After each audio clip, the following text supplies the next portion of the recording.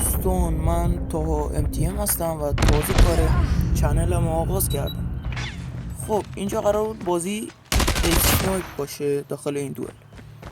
بعد دیدم گان کشیده، نمیتونستم مایکمو مثلا باز کنم باش صحبت کنم خاطر که انمی بود. بعد که مثلا بهش بگم آقا چرا مثلا گان کشید. خلاص ما همینطور بازی کردم، دیدم خیلی فشاری بودم، گفتم سعی کنم منم حداقل فشاریش کنم. نید مینداختم و حالا این، ولی خب گان نکشیدم. اینجا یه شات میس دادم و کیل شدم. بازی 3-0. بعد گفتم خب خدای چیکار کنم. اینجا یه لحظه دیدم زاویه‌اش خوب نیست، هدشو زدم. بازی ادامه دادیم، گفتم حالا جوجه رو آخر پاییز میشورم میزنمش. خیلی هم استرس داشتم، آخه داشتم ویدیو ضبط می‌کردم براتون. خلاص اومدیم اینجا یه لحظه دیدمش، گرختم یه شات، کاراکترم نشست و با اسنایپ خودم کیل شدم. خلاصه خیلی هم فشاری بودم، هم به خاطر اینکه مثلا کثیف بازی در می‌آورد، هم خیلی چیزای دیگه. و اینجا یه بار دیگه کیل شد. دیگه کم کم داشتم امیدم از دست میدادم دیگه. گفتم ولی خب حالا تمام تلاشم میکنم که حداقل آبروم جلوی بچه‌ها حفظ بشه. نظرتون چیه من دیگه کاری نخونم؟ خب حالا بازی ادامه میدیم دیگه، حالا یه طوری میشه دیگه.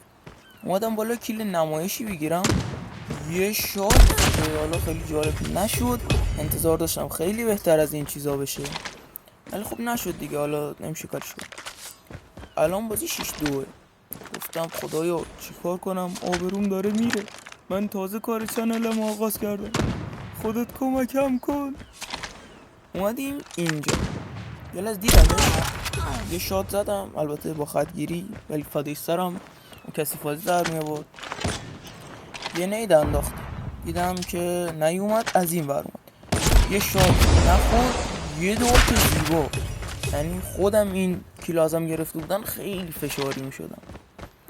خلاصه اومدیم جلوتر، همینطور سعی میکردم مثلا باش را بیام، یه شات میس، شات دوم میشه.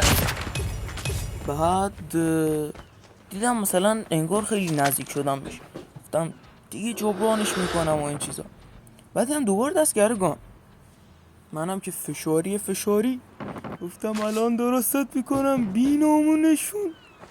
اومدم اینجا یه لحظه دیدم نیستش، دوباره نایفو کشیدیم و رفتیم تو سینه یه یارو.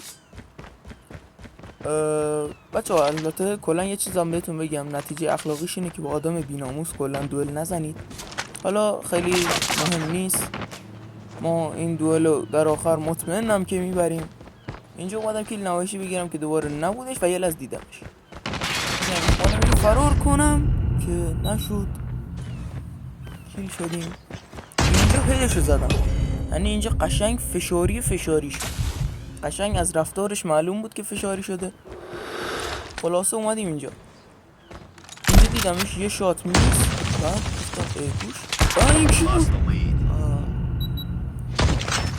اینجا دوباره داشتم امیدم از دست میدادم دیگه، دوباره دوتا افتاده بودم عقب، اونم داشت کثیف بازی می‌کرد دیگه. اینجا دیدمش، اومدم بیرون، یه هیپر یعنی خیلی خوشگل بود. بعد مخصوصا با اون استرسی بهتون گفتم دیگه، استرس خیلی بالا بود، داشتم ویدیو ضبط میکردم، لگم میخوردم هر از گاهی. خلاصه بازی همینطور ادامه دادیم، گفتم میتونم جبرانش کنم، دیدم یه شات نیست، چرخیدم بزنمش، دوباره بیناموس بازی در آورد. بعد گفتم اب نداره، خدا جای حق نشسته. اینجا صدا پا رو گرفت، اومدم اینجا یه هیپ فایر و سلطان هیپ فایر ایران زدمشو برای که بیشتر بسوزه، لفت دادم. نتیجه اخلاقی یادتون نره. خداحافظ.